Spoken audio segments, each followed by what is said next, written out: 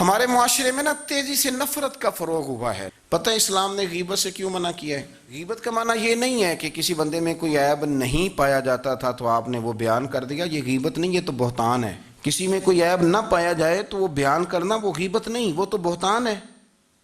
غیبت کی تفصیل یہ ہے، تشریح یہ ہے، غیبت کی تعریف یہ ہے کہ کسی میں کوئی عیب پایا جاتا تھا، آپ نے وہ اس کی غیر موجودگی میں ڈسکس کیا تو اس کا نام غیبت ہے. وہ عیب تھا، آپ سچ ہی بول رہے تھے، آپ ٹھیک کہہ رہے تھے، وہ عیب واقعی تھا، پر اسلام اس کو پسند نہیں کرتا.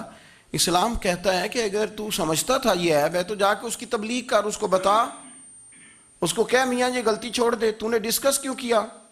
آپ کسی شخص کے پاس بیٹھیں اور کسی دوسرے آدمی کی تعریف کریں، آپ کہیں کہ بڑا اچھا ہے، بڑا بامروت ہے، مہمان نواز ہے، با اخلاق ہے، وعدے کو وفا کرنے والا ہے، دیانتدار ہے، سچ بولتا ہے، آپ تعریفیں کریں.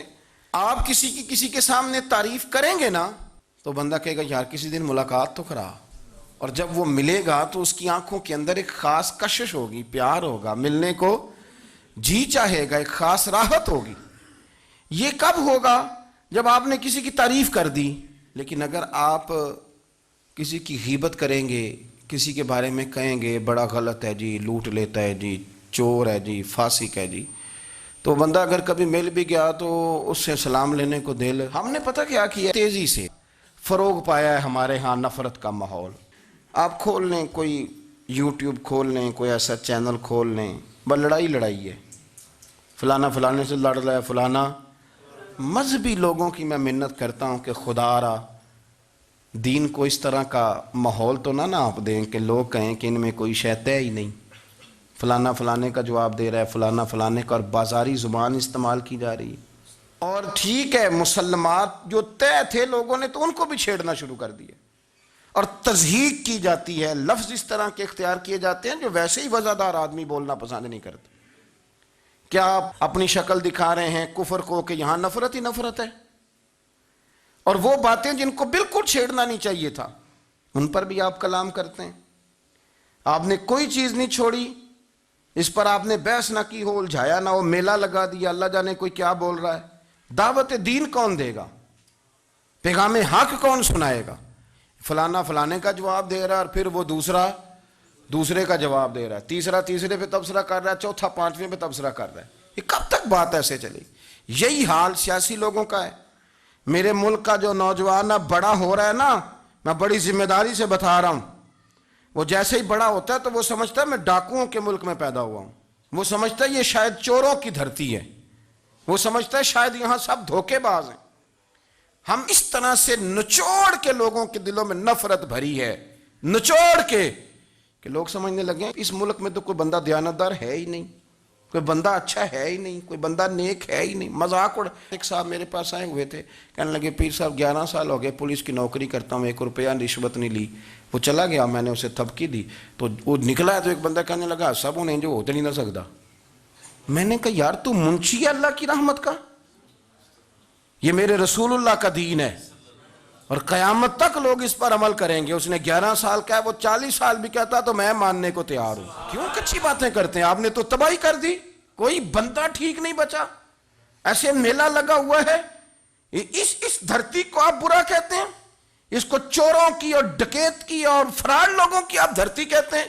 یہ وہ دھرتی ہے جس نے داتا گنج بخش علی حجویری جیسے لوگ رکھے ہوئے ہیں. یہ وہ دھرتی ہے جہاں بابا فرید جیسے لوگ بستے ہیں. کیا بات کرتے ہیں صاحب؟ یہ اتنے بزرگ ترین لوگ یہاں بستے ہیں اور آپ کیا بات کرتے ہیں؟ دیکھیں، میں بالکل ہی غیر سیاسی اور غیر جانبدار رہتا ہوں ملکی معاملات میں، لیکن جس شخص نے پاکستان کو ایٹمی قوت بنانے کے لیے، اب تو بڑی عمارت ہو گئی ہے، غربت میں جس بندے نے کام شروع کیا تھا کہ ایٹمی طاقت بن جائے، اس نے کوئی کام کیا کہ نہیں کیا؟ آپ کو پاورفل بنایا کہ نہیں بنایا؟ کبھی تبصرہ ہوتا ہے اس پر بھی؟ ہمیں لاکھ اختلاف صحیح، ہم بھی بات کرتے ہیں مخالفت میں، لیکن تباہی نہیں اتار دی ہم نے، توہین کر کر کے، نفرت پھیلا پھیلا کے.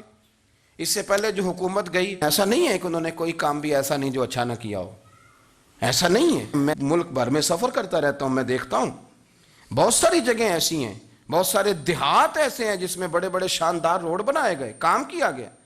ان کی 99 خامیاں اپنی جگہ پر، خوبی کا بھی تو ذکر کریں. یہی حال اس گورنمنٹ کا ہو رہا ہے. लाठ लेके लोग हैं, ये भी गंदा वो भी गंदा। ये आप किस तरह की बात कर रहे हैं? आपने तो मुल्क को ये नाम दे दिया है कि यहां कोई अच्छा इंसान बचता ही नहीं, मौलवी हैं तो सारे बुरे हैं, पीर हैं तो सारे बुरे हैं। क्या बात करते हैं साहब, ये मेरे रसूलुल्लाह की कौम है, ये नबी पाक की उम्मत है, और हुजूर ने फरमाया मेरी उम्मत कभी गुमराही पर जमा नहीं होगी। ये नहीं हो सकता सारे लोग ही गलत हो जाएं। लेकिन हमने तबाही उतार दी। जिसके हाथ में स्पीकर आता है वो सबकी पगड़ियां उछालना जरूरी समझता है, जिसके हाथ में कलम आता है वो कहता चूंकि मैं लिख रहा हूं तो मैं अकेला ठीक हूं, बाकी सारे गलत हैं। मोहब्बत को फरोग दें, प्यार करें, अखुवत का रंग देखें। हातम ताई की बेटी मुजरम बन के आई थी, मुजरम बन के, कलमा नहीं पढ़ती थी, और उसको सामने खड़े करके मेरे नबी पाक ने फरमाया तेरा बाप कलमा नहीं पढ़ता था पर उसमें आदतें अच्छी पाई जाती थी, उसकी सिफात ठीक थी। यानी हुजूर तारीफ कर रहे हैं, नबी पाक तारीफ, और हमारी जुबान गोंग हो जाती है तारीफ की दफा। जो मेरी बात मान गया वो बंदा ठीक है, और जिसने मेरी बात नहीं मानी वो बंदा दुरुस्त है। ये गोंग हो जाता है हमारा मिजाज। अपनी जिंदगी में अच्छे अल्फाज अदा करें।